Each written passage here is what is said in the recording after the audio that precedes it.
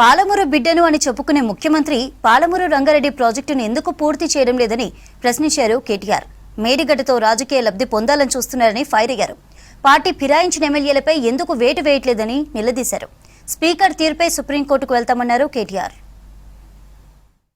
పెద్దలు కేసీఆర్ గారి నాయకత్వంలో పాలమూరు రంగారెడ్డి ఎత్తిపోతల పథకం కింద 90% పనులు పూర్తి చేసి రిజర్వాయర్ల నిర్మాణం పూర్తి చేసి ఇప్పటికే భూసేకరణ గాని ఇప్పటికే చేయాల్సిన అన్ని కార్యక్రమాలు కూడా పూర్తి చేసి ఒక వడ్డిచ్చిన విస్తరిలాగా రేవంత్ రెడ్డి గారికి కాంగ్రెస్ ప్రభుత్వానికి అప్పజెప్పి రేవంత్ రెడ్డి గారు చేయాల్సిన పనల్లా ఒక 10% పని పూర్తి చేసి కాలువలు పూర్తి చేసి నీళ్లు బ్రహ్మాండంగా తీసుకునే అవకాశం ఉంది, ఇచ్చే అవకాశం ఉన్నది. ఎక్కడ వెంటనే పూర్తి చేస్తే ఇదంతా కేసీఆర్ గారు కట్టిన కరివేనా, ఇదంతా కేసీఆర్ గారు కట్టిన వట్టెం రిజర్వాయరు, ఇది కేసీఆర్ కట్టిన ఉద్దండాపూర్ రిజర్వాయరు, ఇది కేసీఆర్ గారి ప్రభుత్వం కట్టిన నార్లాపూర్ రిజర్వాయరు అని చెప్పి ఏదుల రిజర్వాయరు అని చెప్పి ప్రజలకు గుర్తొస్తుంది.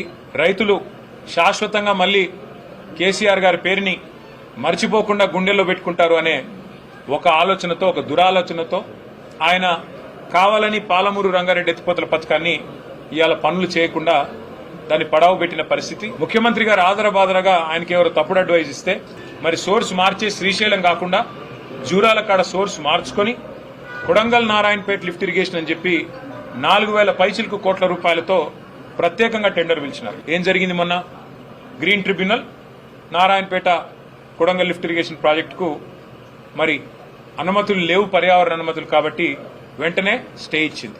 ప్రదేశ్ కాంగ్రెస్ కమిటీ అధ్యక్షుడు మహేష్ కుమార్ గౌడ్ గారు అవును ఆ 10 మంది మా పార్టీలో చేరినారు అని స్పష్టంగా చెప్పారు. మరి పీసీసీ ప్రెసిడెంటే అప్రూవర్ గా మారిపోయిన తర్వాత, పీసీసీ ప్రెసిడెంట్ గారే నేరాంగీకారం చేసిన తర్వాత ఆ 10 మంది మీద వేటేయడానికి స్పీకర్ గారికి మొహమాటం ఎందుకని మేము అడుగుతాం.